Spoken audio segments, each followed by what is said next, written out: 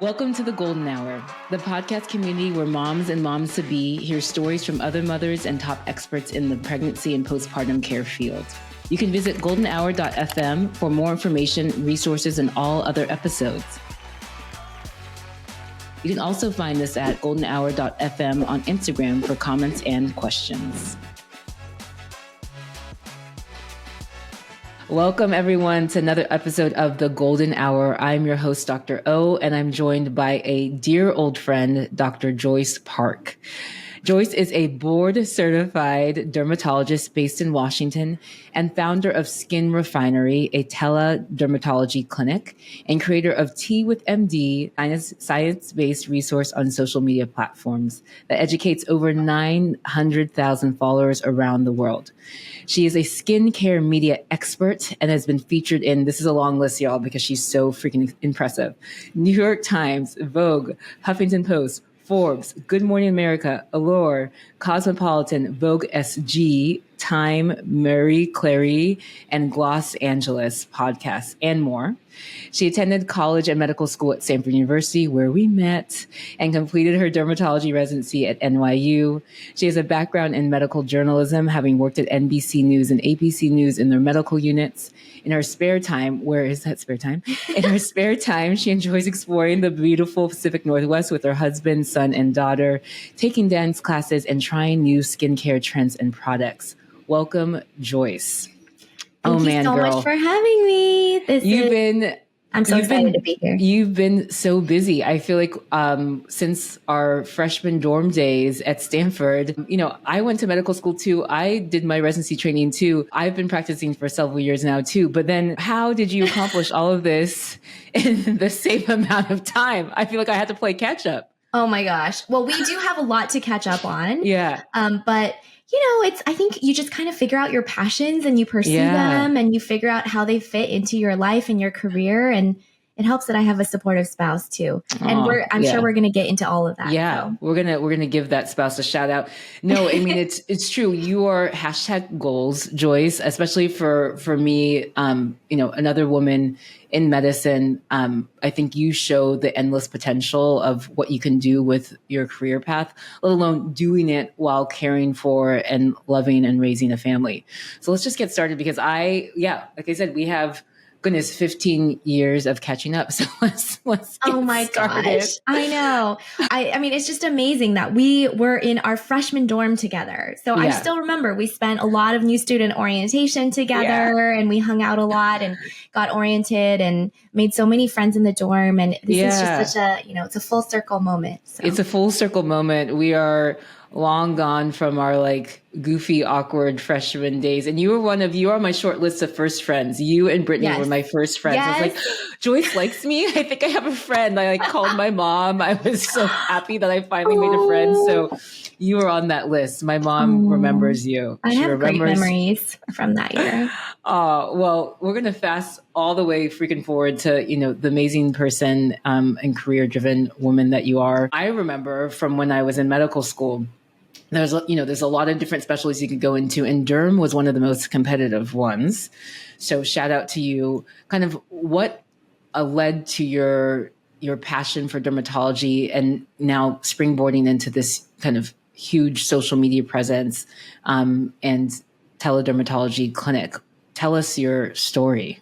Yes. And my career path has just been anything but straight. And where I ended up is nothing like what I expected going into medical school. None of this was by design. And I think I've been very fortunate to just kind of find my path along the way. But when I started in medical school, this is back in 2009, because I went straight through. I thought I was going to be an ophthalmologist. I think a lot of times we're influenced by mentors or people we know. And I had a good family friend who is an ophthalmologist, and he said it's a wonderful field, which it is. And so I was pre-optho for the first 2 years, did all the stuff, worked in a basic science lab, got to know the faculty at the Stanford optho department really well. And then I decided to take a year off between my second and third years and pursued a year-long fellowship in global health, media, and journalism. So it was a journalism fellowship. It was designed to teach a future physician how to communicate about health issues to the public. like to other journalists and to consumers and to the public. So that was a crazy, crazy fun year. They sent me to the World Health Organization headquarters in Geneva, where I worked out of their communications department, and we were putting out information about global health and talking to journalists from around the world. So I learned a lot, and it was my own little version of Euro trip. I got to experience living in Switzerland and traveling to all the countries around it. So it was amazing. Learned a lot. And then they also had me come back and take a quarter of journalism classes through the graduate journalism program at Stanford. So learning how to write and also shoot, edit, produce my own content on video. Cool. So I did that for a quarter. And then the second half of the fellowship, they sent me to New York, where I worked at NBC News with their medical correspondent, Dr. Nancy Snyderman. So every day we would scour the articles that were going to come out, and we would see what could be packaged for TV. We would pitch it to all the producers at their morning meeting, and Brian Williams was there. He was the anchor at the time. And they would decide that day whether they were going to make our story into an actual piece for the news. And then I would go with Dr. Snyderman. We would write the script. We would go out and shoot. And then we would sit in the editing booth and edit it. And then we would take it all the way up until, we got to see it on screen.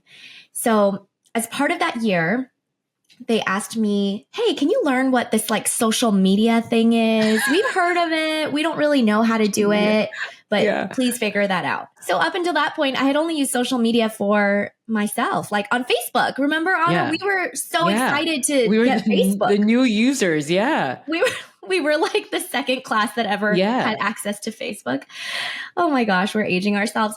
But they gave me a little space on the Stanford website, like the global health website, so that I could blog. And so that's how I started blogging, was actually a requirement of that year. And then I slowly kind of grew that into an interest. And I had always been interested in blogging. I used to do it just for my own fun and passion, but this was something I could do more professionally. And then that kind of grew into an Instagram when I went to derm. I know I'm way getting ahead of myself. And I know the original question is about why, why I wanted to go into dermatology. I will circle back to that.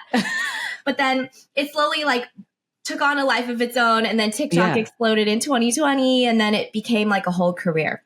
Yeah. But I'm sure we'll get into that. But going back, so after I wrapped up my really fun and amazing year off, then I went back into clinicals, did my required clinical rotations, and then I decided to do ophtho as my first elective. I was so excited.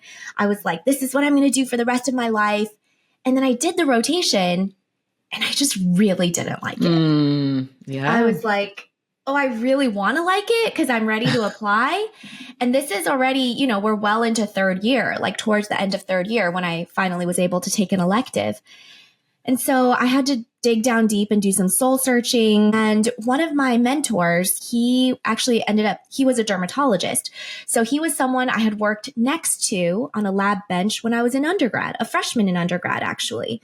Yeah. And he and I had just kept in touch just by chance. And he happened to be a dermatologist. And he just said, Joyce, why don't you just try doing a derm rotation just to see if you like it?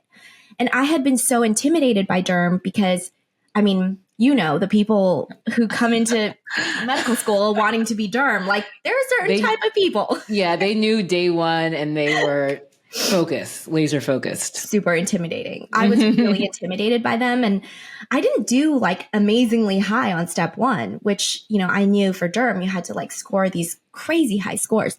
But he encouraged me to just do a rotation. So I did that derm rotation as the last rotation of my third year.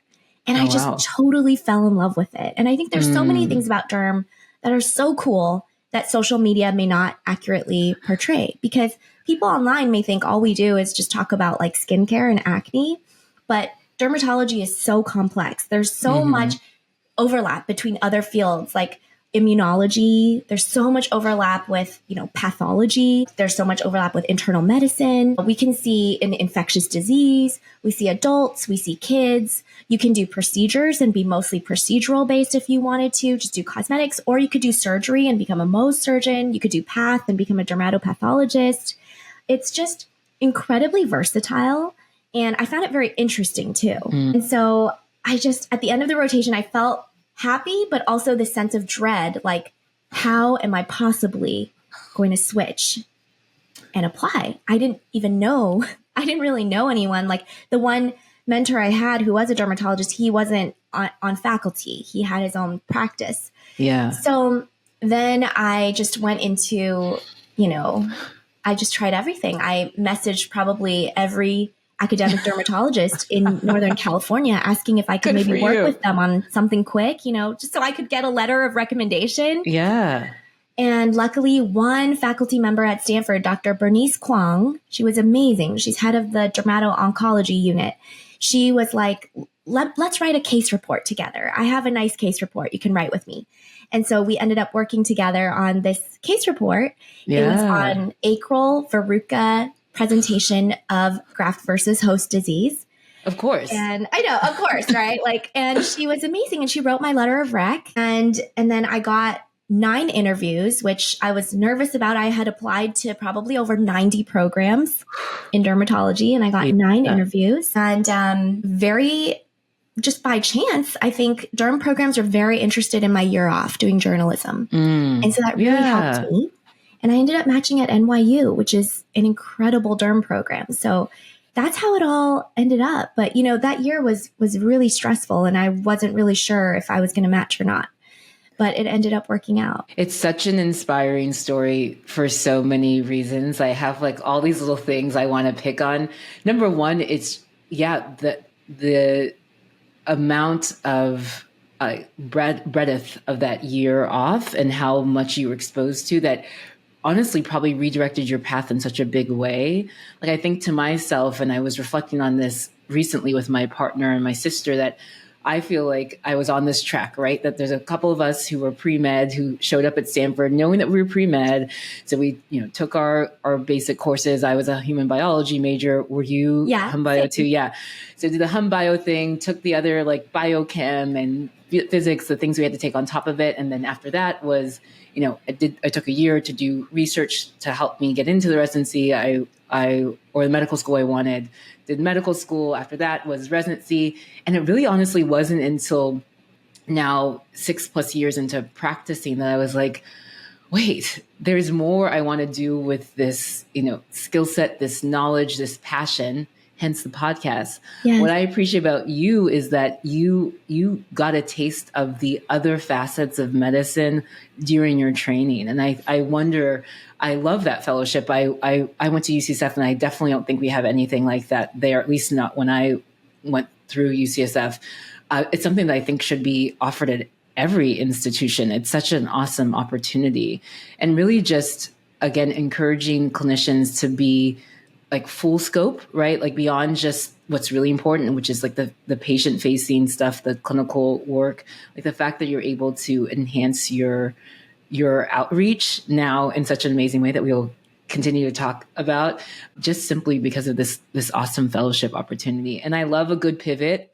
I went into medical school thinking I was going to be a pediatrician. The research I did when we were in undergrad was with this great pediatrician, Paul Weiss.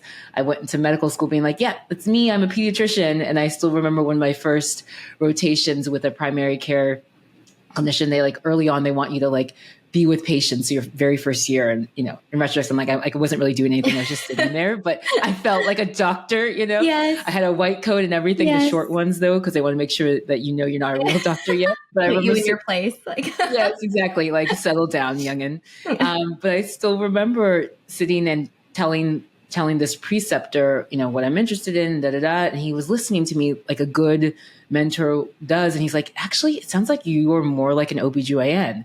And I had that aha moment where I was just I'm an OBGYN. And then I similar to you, when everything I then signed up for was all the OB focused groups. And then I sought out mentors and research. I totally, redirected my path. And I would say there's so many influential people in my life, but I have to give credit for that precept because I just didn't even have that little acorn that said be an OB that now has expanded. And it's incredible. It's incredible the people who make a big difference. I'm thinking about your research advisor who said, "Hey, I have a case report for you. Let's write this together." And she saw something in you, and that's just so beautiful. Yeah. And she is, she actually just texted me a couple weeks ago, and it was so sweet. She was like, oh, just wanted to let you know, like, we had a patient come in with a similar presentation to the case report we wrote. And so I pulled out our report and I did some teaching on it for the residents and the med students. And she was like, just to let you know that the things you work on still can have an impact many years later. And that was so sweet to hear, because sometimes you just don't really know with all this work that you put into things if it really matters. Yeah. So that was really nice to hear. Yeah. But two things I wanted to say about, to follow up on what you just said. One, the fellowship actually is now open. Actually, it's open to everyone in the country. So they choose one, either medical student or resident. So after me, it was a resident, I think, from somewhere in the Midwest, Christina Crone. And then after that, it was a med student from Penn, Haley Goldbach, who now also is derm. And then I haven't kept track, but I think they're in their 12th year now. And so I encourage everyone to look into it. It's an amazing opportunity. It's called the Stanford Global Health Media Fellowship. So you can just Google that and take a look, whoever is interested, whoever's listening. And then the second thing you touched on is you never know, like that preceptor just completely changed and altered the course of your career and your life. And now that we're on the other side of things, we're the attendings now. It just makes me think sometimes that even a small kind of sentence we say or encouragement that we give or some sort of advice or pearl that we offer, that we don't think much of it, but it could have such a large and lasting impact on students. Yeah. And I think that's very encouraging for all the others in our place, in our position, who, you know, might be in the same position to really change someone else's lives. Yeah. And on the same vein, you have the potential to do a lot of good, but you also have the potential to do harm, right? So also just recognizing the power in our words, that something could be taken as like discouraging and can actually impede someone's path. So I think it's truly a humbling place to be. I think being able to have moments like this to reflect on both of our journeys is empowering and inspiring. And hopefully for whoever who's listening, who kind of recognizes that we all are mentors in different ways. We're talking about our clinical experience, but I think there's mentorship in so many different arenas in any profession. And so just recognizing what that can look like on either end, mentee versus mentor. Absolutely. Okay. That's a good reminder. There's so much more to cover. So I want to pivot. You know, you mentioned 2020 when you exploded on TikTok, right? Like, let's talk more about how that your social media influence has impacted your career in either unexpected or expected ways. Yes. So my social media platform has been it's been a wild ride and something that I never expected when I first started off, because I started off doing my blog as a requirement for my fellowship. And then when I got into residency at NYU, I felt like, okay, I'm an MD now. I'm able to give some generic skincare and dermatology advice. And then when, you know, that kind of grew over time and I got to know some other colleagues, some other doctors on Instagram, but there really were not a lot of us on there. Yeah. I mean, this was back in 2015. And then slowly more doctors joined, but it really wasn't until 2020. It was the pandemic. There was the lockdown. We were all shut-ins at home. I was on maternity leave. And so I started, oh my gosh, it was actually a friend from Stanford who recommended that I download TikTok to watch funny dog videos or something. She kept sending me funny videos. Lillian, she changed my life too. So she kept sending me these hilarious videos of just random animals and comedians. And I was like, oh, this is kind of funny. I couldn't figure out how to use the app though. So then I watched a few videos and then I actually uninstalled it because I was just like, this is taking up too much time. I can't figure out how to use it. And then maybe a week or so passed and I was like, I'm bored. I'm going to download this app again. So I did. And then I saw that there were a couple doctors on there. And I like to dance. Like in my intro, you wrote that, you know, I like taking dance classes. I'm not good at it, but I like it. And it's a hobby, right? So being at home, I decided to do some dances because that's what was popular on TikTok at the time, was doing these choreographed dances. Yeah. So I started doing choreographed dances and I would put skincare information on top, which is just like, that's great. It's brilliant. It's like so embarrassing to think about in retrospect, but that's what we did back 4 years ago when TikTok was in its infancy. And so one of my videos went crazy viral. So I remember I did a dance to Kesha. It was a Kesha song. I don't even remember the name of it, but there was a specific dance that I did. And the song was kind of about food. And so my video was on foods that might contribute to acne. Yeah. And so that went crazy viral. I think it got something like 10 million views in like 2 days. Insane. It was like insane. And my TikTok growth like exploded with that. And then I started really understanding that TikTok has such a huge potential to reach people, to educate people, to correct misinformation. And so then I started posting more consistently and putting more effort into growing it. And I'm sure we'll touch on this, but being on social media, there can be so many ups and downs. Sometimes you feel like you're doing great, and other times you just feel like, man, I put all this effort into my content and nobody sees it. And I've been through all sorts of journeys with my social media, but it got to a point where I think brands did start realizing they can partner with dermatologists to educate about their products. And in 2020, I became the global dermatology ambassador for Bare Minerals. And at that time, there were not that many dermatologists on social media who were signing these larger annual partnerships with brands. And so through that first initial partnership, I really learned a lot. We made content together. We did like a professional video shoot where we did like 12 hours of content it was crazy. Like I had never been on set like that before. And this was the first set I'd ever gone onto. I mean, they had like 50 people there for this shoot, from like florists, manicurist, seamstress, multiple stylists, and then a whole production team and videographers and producers. And I was just like, oh my God. So it was a really quick kind of introduction into that world. And I learned so much.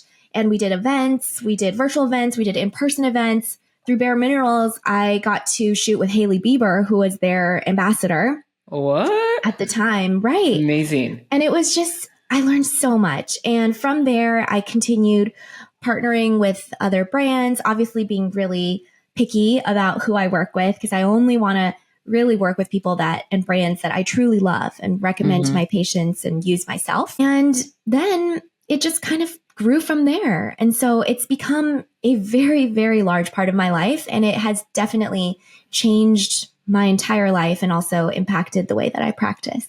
Yeah.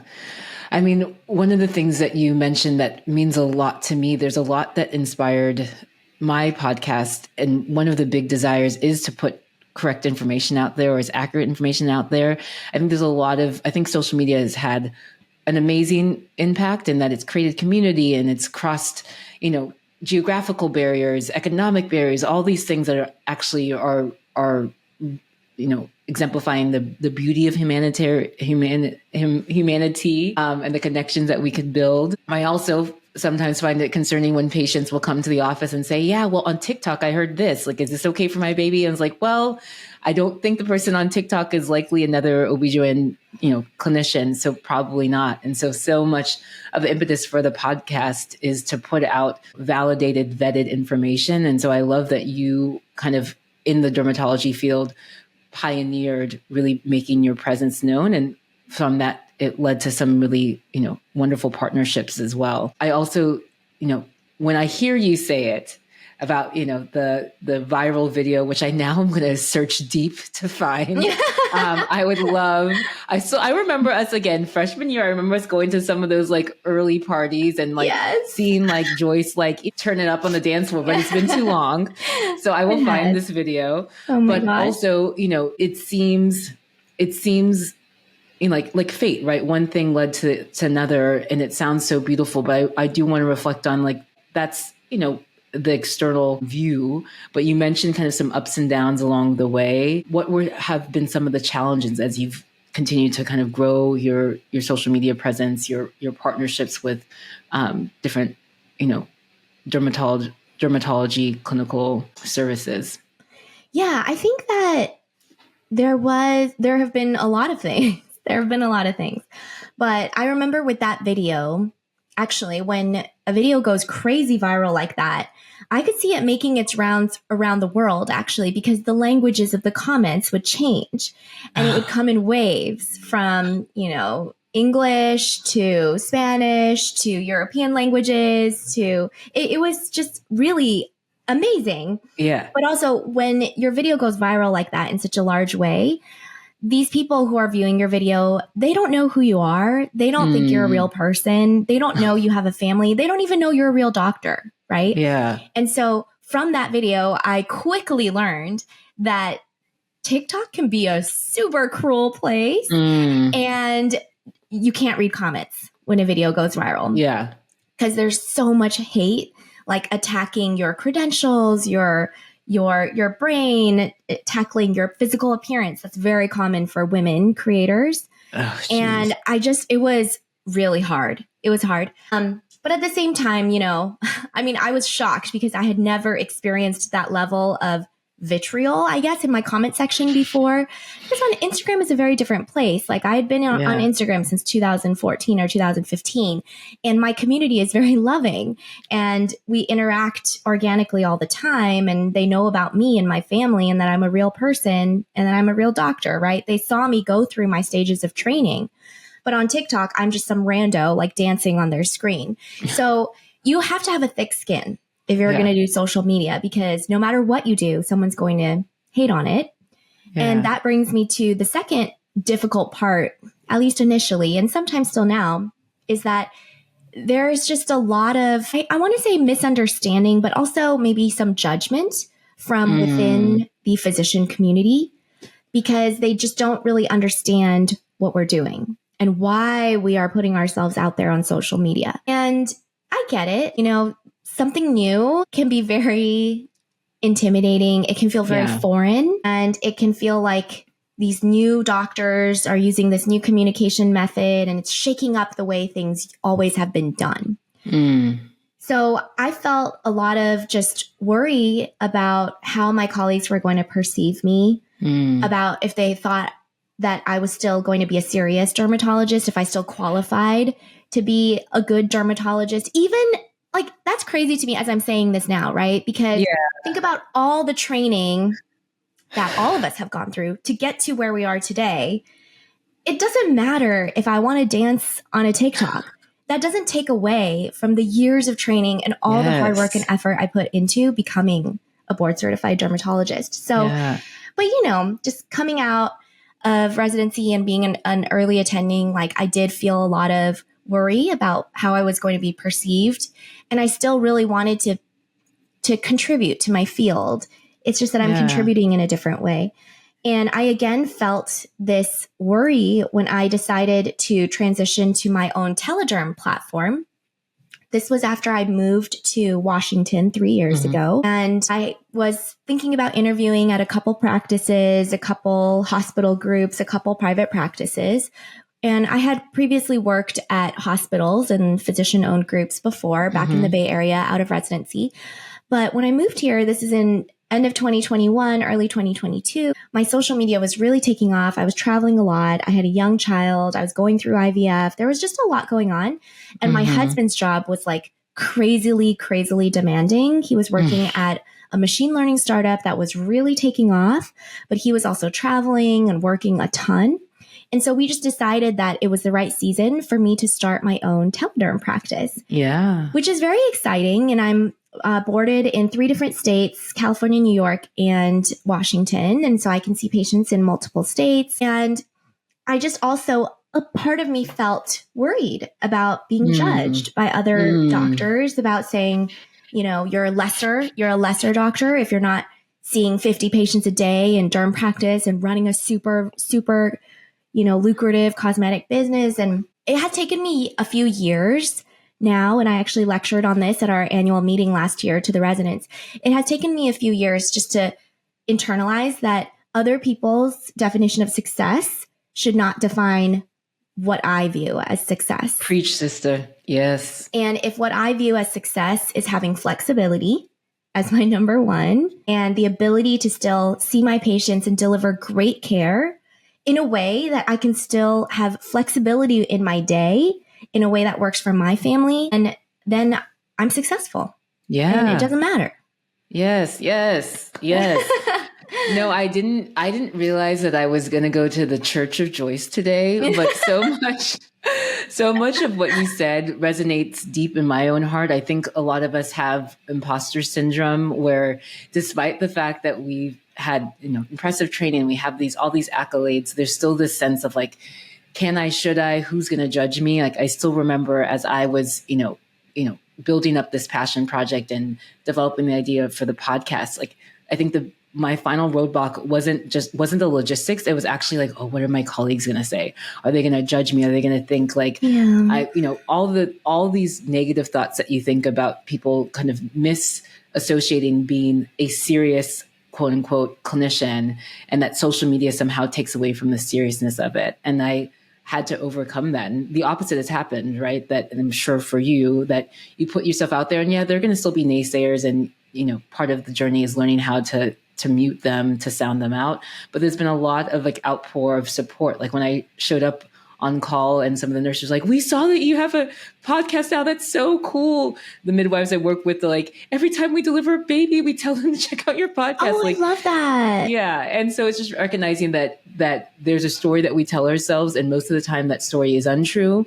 And yes, haters are going to hate. There are going to still be people out there who are going to be kind of, like you said, intimidated by change. And I understand that. There's so many, AI is going to be the next wave, right? And we're seeing already how AI is influencing medicine, and we either are going to go along for the ride or resist it. But I think for the most part, being able to adapt and evolve is the best way forward, not only in our clinical field, but in anything. And so I just, it really touched me to the core, kind of your vulnerability of recognizing kind of your fears as your social media presence and your career grew and how you adapted and the way you prioritize. Like, to me, that the ultimate goal is flexibility, is being able to honor yourself. Mm-hmm. I think that there's so many of us, not even just in medicine, but any field. And I have a lot of conversations with some of my dearest friends or fellow Stanford grads who are badass women in their own right, in tech, in business, in law. And there's a sense of like, we went to the top school and we have to just keep on achieving. And this is what it looks like to achieve and be successful. But that's a visage of old, right? That's not what success looks like. And success is what you define it. And really owning that is so important. So I hope other people are at the Church of Joyce right now. Oh my gosh. I am still struggling through it though. I think that it's a work in progress. I do still think it's a work in progress, but I'm hoping to just continue working on and putting my time into things that really matter and choosing to do things that I'm passionate about and not having to say yes out of obligation. Because I think especially in medicine, we are taught to say yes to everything, to give up our time for free, to do so many things, right? And sometimes it pans out and sometimes we don't even get much from it, but we trade our time as medical students, as residents. We give it so freely because we have to. And also because there's such a set process you have to follow to become a doctor.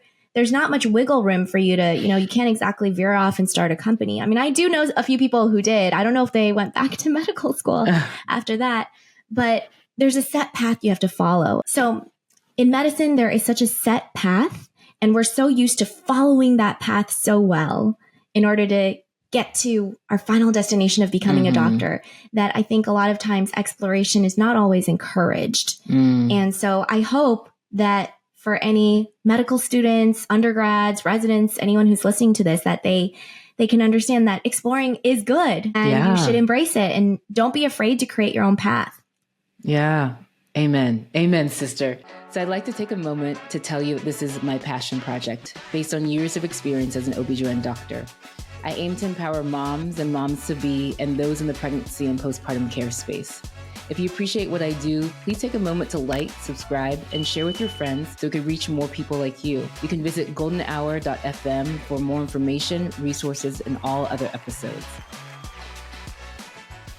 If you have any requests, suggestions, or questions for future episodes, please email me at hello@goldenhour.fm or leave us a comment at goldenhour.fm on Instagram. So now I want to kind of transition to family. And with this amazing career path that you are on, it's probably very, very time consumptive. It sounds like your husband also had a very demanding job. At one point, did you guys recognize that you wanted to weave family and having children into that? Was that something that you always knew? And how did you end up kind of prioritizing that? Yeah, we always knew we wanted to have kids. We wanted to wait until I was done with residency because I did my residency in New York City. And even though Matt's sister was close by, she lived just maybe like 20 streets up from us. But Matt and I were in like a small 1-bedroom apartment and there was no way. Also, he ended up accepting his job in San Francisco for my last year of residency. So it's that startup in machine learning. So we did long distance that last year. So there was no way I was going to be pregnant and by myself. No, I do not recommend. Yeah. So we waited until I became an attending and we wanted to be able to have a true maternity leave. I wanted to have a true maternity leave. So that factored into the first job I chose. I wanted to choose a place that did have a good maternity leave where I could actually take a couple months off. So I took off 1 month before I gave birth and then 3 months after. Good. It wasn't all paid, but at least that time was allowed for me to be home. And then, of course, the pandemic then hit. And then I think I went back to work for 1 week and then the lockdown happened. So then we actually transitioned to telederm at that point. Yeah. Because we weren't really, derm was like, I only went in once a week after that to do emergent biopsies and surgeries. So we decided that, that was the right timing for us to wait until I was an attending. And then we wanted to have our second, maybe like 2 years after, 3 years after, but then it just was taking much longer than anticipated. And I tried to do a round of IVF before I left California and moved to Washington. And it didn't work. And I've been through a whole IVF journey too, which I've made a YouTube video explaining all of it, all the ups and downs and all the procedures I did. But we were very, very fortunate to have May join our family earlier this year.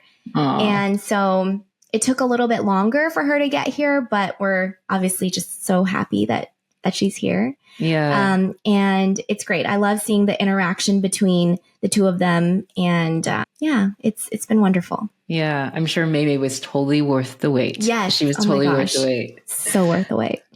And it's something that you said that I appreciate is how intentional you were about finding a job that was going to give you maternity leave, right? That something that I've brought up on episodes before. And part of a lot of the inspiration for this podcast is just my frustrations with our healthcare system. And one of which is the underappreciation of parental leave that really, even the 3 months that you had, to me is like the bare minimum. But there are certain patients who have to go back to work, a lot of patients who have to go back to work 6 weeks after vaginal birth, 8 weeks after a C-section. Yeah. Meanwhile, in other countries, especially in European countries, you have several friends who live abroad, maternity leave is up to a year, sometimes longer, with all these other benefits. I love that you were strategic, but even when I heard you say 3 months, I'm like, dang, that's still not enough. And so, I can go on like a soapbox and go on and on about how we, as a society need to support families more, and especially those of which choose to work and raise children. I think that there's so much more time that we need after having kids. And 3 months sounds really nice, but I think we all deserve even longer than that. And Absolutely. You never know. I think there's, other friends of mine in tech who get longer terms, which is so great. But that's a benefit that should really be outreaching for everyone. That's something that leads to health disparities, right? That if you're not privileged enough and you're going back to work at 6 weeks, probably you're dealing with feeding issues. You might be dealing with, mood issues, all these things that seem so unfair. Definitely. So, I know talking to my friends who had multiple of my friends who had kids during residency, it was just inhumane. I mean, honestly, it was inhumane. Like I actually interviewed one of my good friends on my podcast. Dr. Amos went back to work, I think 2 weeks after she gave birth. She did her residency in urology at NYU. And she said and then the elevator broke that day. It was just like an insane story. So she climbed something like 20 stories to her apartment and back down to and then walked across the street to the hospital, went up, was scrubbed into like a 10-hour surgery and then had to like walk up 20 flights of stairs to go back to her apartment. And I can't believe it. And just because she is amazing and can do it doesn't mean that we should have to. Yeah, exactly. Exactly. I think that there are a lot of incredibly inspiring people who can multitask and are energized and motivated and determined. Yes, like praise to them, but it doesn't mean that's also okay. I think we can always do better. Yeah. And so I love this question, but I also hate this question because I do think that like work-life balance, I'm putting in quotes because I don't know if the goal is balance. I think that there are some times where something is teetering a little bit more on one end or the other. It sounds like you and your partner are a great team, but how would you define work-life balance? Is that something that you have found achievable in these past couple of years? Is it something that you're still striving for? What is that like for you? I completely agree with you that it's sometimes hard to describe it as a balance because sometimes I feel like I'm 100% mommy and sometimes I'm 100% just doing social media or traveling or doing my consulting. And I'm not able to be at home with the kids. And sometimes on a mixed day, I can spend part of my day doing something and part of my other day, being at home with the kids. So I think it's just a constant juggling of all of my different hats and my different roles. And I think really the reason that I can do it, there's a couple of reasons, but I think first is that my husband has always been really supportive of my careers. And I say multiple because for the longest time, until I moved to Washington, I was practicing full-time as a dermatologist and doing all the social media on the side. So before I went to work, during lunch, or like after work. And then since moving here, I will say having my own telederm practice has really, really given me more flexibility. So number one was my husband. Number two is my practice setting, because with my teledermatology clinic, I can choose my own hours. So if I'm traveling for work during 1 week, I can choose to have less telederm hours that week so that I can have more time with my kids to make up for the fact that I'm gone for 3 days.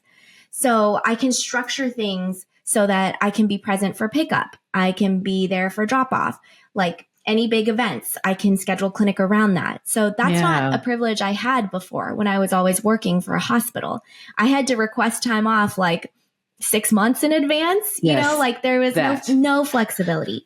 And so with this, I have maximum flexibility. And so that has been really helpful. And then the third, I would say, is really having support in the form of either family or a nanny.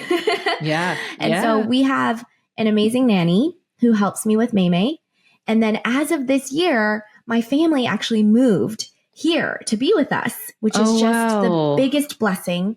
My parents moved here about 2 months ago. My in-laws moved here from New Jersey about 3 months ago. And my younger brother and his family are relocating up here as well. They'll be here in about 2 weeks. Oh my goodness. That is incredible. Like always knowing that you have that as backup in case anything happens. I mean, that's really priceless. So I think having a village is what truly allows me to be able to put so much time and energy into like my work or travel, because I know in my head that my kids are with really loving, supportive, and wonderful family to take care of them. Yeah.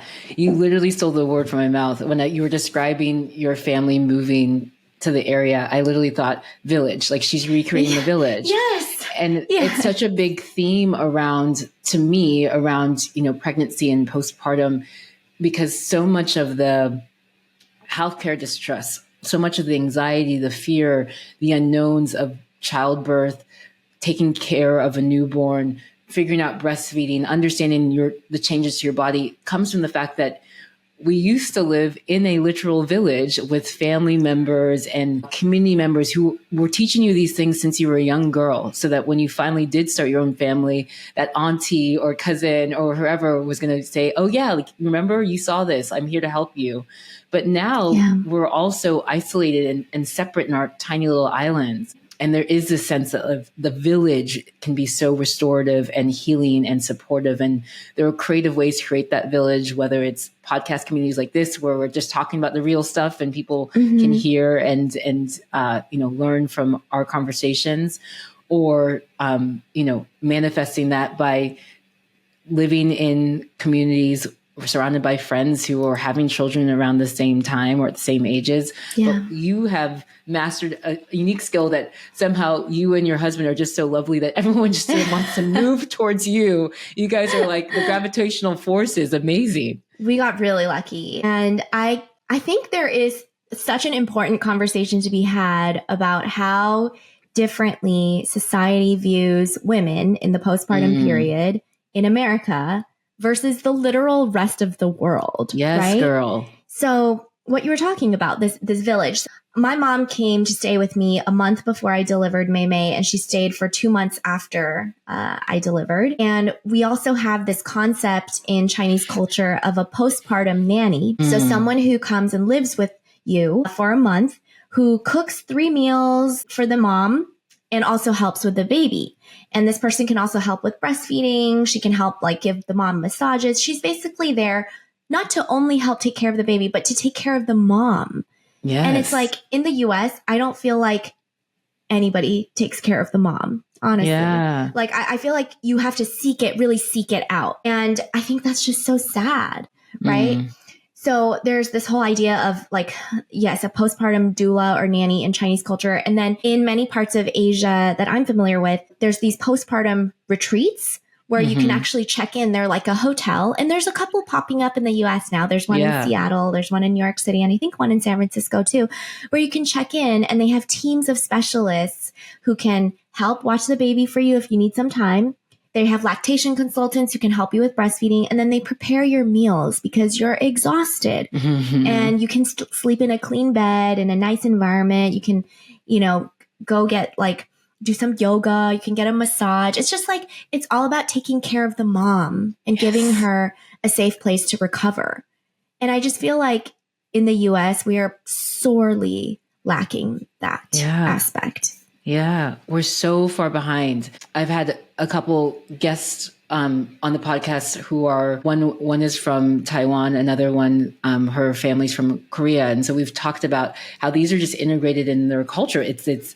There's not the expectation is that this is owed to you, and something I share with my patients time and time again. You can't care for that precious, highly dependent newborn unless you care for yourself, and so part of the biggest impetus for this podcast was my frustration with postpartum care, feeling like I got 2 20-minute visits with this woman, this person whose life has entirely changed in such big ways, mentally, emotionally, physically. But because of the healthcare system, because of insurance reimbursement, nope, you get 2 20-minute visits. Good luck. Go out. Prosper. I still remember a patient coming and seeing me maybe a year or 2 postpartum. We had a great relationship. She came in for a pap smear and she's just like, Dr. Nseo, by the way, you really dropped the ball postpartum. And that statement wasn't directed truly at me, but it was the system. And she was one of the final comments that pushed me to say, the greater healthcare system, we have continuing to fail time and time again. Why isn't, these postpartum retreats, hotels having access to a postpartum support person that is focused on the mom? Why isn't that just standard of care? And how do we make that standard of care? Because I think that there are people who can access that out of privilege. I recognize every time I'm talking to a fellow physician or anyone, we have such unique privilege, and I don't want to minimize that, but there's so many women, millions of women who deserve access like that too. And how do you translate what is standard in some cultures and communities to what should be standard in the US? That disconnect, it blows my mind every time. Yeah. And I think it's a work in progress. I think we're seeing some improvement with the founding of a few postnatal retreats across the country. And I think people are starting to embrace the idea of hiring a night nurse or a night doula, which can be very expensive, right? Very expensive, not covered by insurance. And I remember seeing a TikTok or a reel come up where a night nurse was sharing her routine for the night. And the comments were just insane. All the comments were just shaming that mom. for hiring a night nurse and saying like, if you can't even take care of a baby, why have one? Like, I can't believe you would entrust a stranger to take care of your baby. And it's just like, I just don't understand. There's nothing shameful about getting help in the most difficult time when your body is recovering, your mental state is very fragile. I mean, something needs to change. And I think it's slowly changing, but we still have a long way to go. Yeah. And it's conversations like this. It's conversations that are normalizing it, conversations that are not shaming people for needing, wanting that support. You know, Nigerian culture, we definitely don't have like a system like a postpartum retreat. And I wish that there were postpartum massages, et cetera. But having people that work with families early on, it's integrated, it's assumed. So, you know, every once in a while I have a cousin who will move to the US and like give birth to their children here. It's kind of a convoluted story. But then when they have their children here, they're like, but wait, where are the people who are going to help me? And then and it's just us cousins are like, we're not that helpful. We're your cousins and you can't pay us to help you like in that way. But they move back to Nigeria. And of course, again, all that support is built in. It's standard and it makes sense. But again, I want to acknowledge that there's a lot of privilege. And I think at some point, the healthcare system has to redefine the way they think about family and support of women or people who choose to birth and recognize that there's a lot more support that needs to be integrated that should come from insurance reimbursement, whether it's postpartum retreats, postpartum support people. That shouldn't be something that shouldn't be an out-of-pocket cost. And so my hope is that conversations like this continue to normalize that need, but also hopefully kind of lead to that bigger change because it's definitely needed. Yeah, I hope so. And I hope that by the time May grows up and if she ever has a kid one day that it'll be different and and she'll have more support. I mean, I'll be there hopefully, but yes, you'll be there. You're gonna wherever May goes, you're gonna move there. Oh yes, I will be her village. Yes, she's never getting rid of me. I'm assured of that. I am sure of that. When May's a teen, she's like, "Mom, back off." But then when fast forward 10 or so years, when she has her first kid, she's like, "No, Mom, come, please come." My husband's parents. My husband is Turkish, so his family lives in Turkey. My mom lives in Southern California. We haven't started our family yet, but I oftentimes say like this, like my mom has already promised, like the second you guys have a kid, because she's been waiting forever. The second you guys have a kid, like I'm moving in. His parents are like, we will move from Turkey.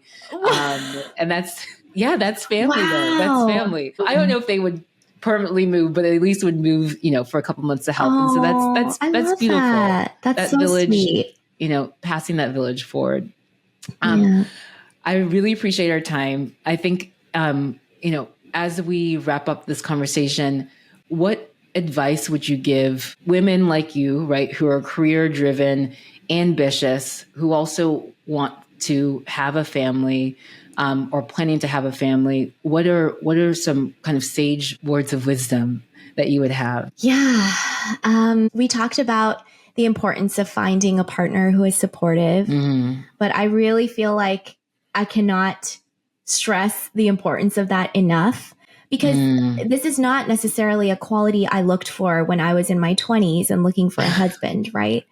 Like I remember being in my 20s, I wanted to marry someone who was just also very ambitious, very career driven, someone I respected and looked up to.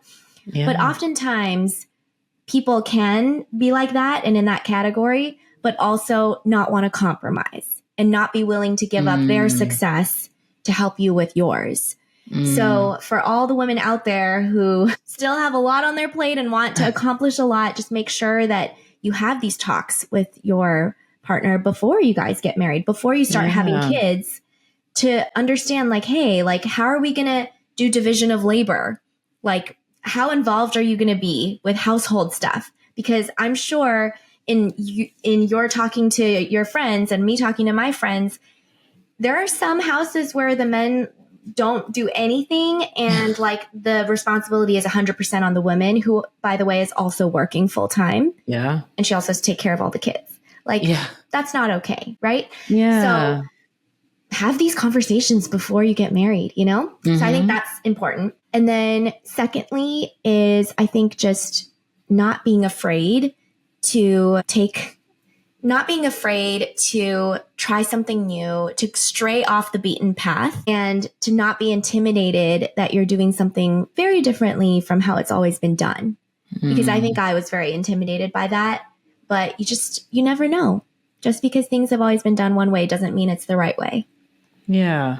Yeah. So lovely. You've officially become a mentor of mine, because I think, no, but from the bottom of my heart, again, I can go way back to like our goofy, silly freshman year days, but seeing the career that you've, unintentionally, intentionally, accidentally, but through fate have grown, the fact that you've found a partner who supports that, and,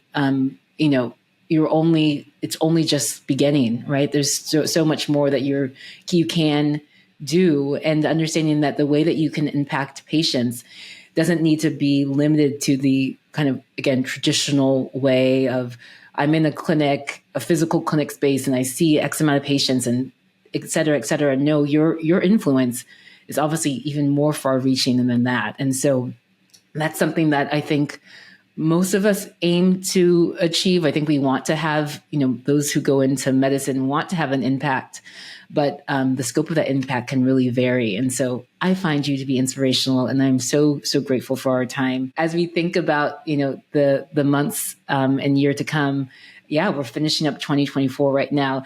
Anything career or life-wise that you're really excited about, that you're looking forward to? Oh my gosh, definitely. And as you were saying that, I was just thinking that this career model, this clinic model works for where I am in my stage of life right now, but we all go through seasons. And so there might be a chance that I may open a physical clinic one day. Who knows, right? Yeah. And that's the beauty in medicine, because you can choose how you want to practice. It may be a little harder, right? Because you have to find your own path within it. But at the end of the day, your skills and your knowledge are yours, and you can choose how you bless your patients with them.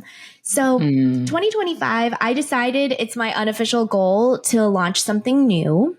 Ooh, okay, so, girl. Whether that's a clinic or a brand, I'm going to be launching something new. Something.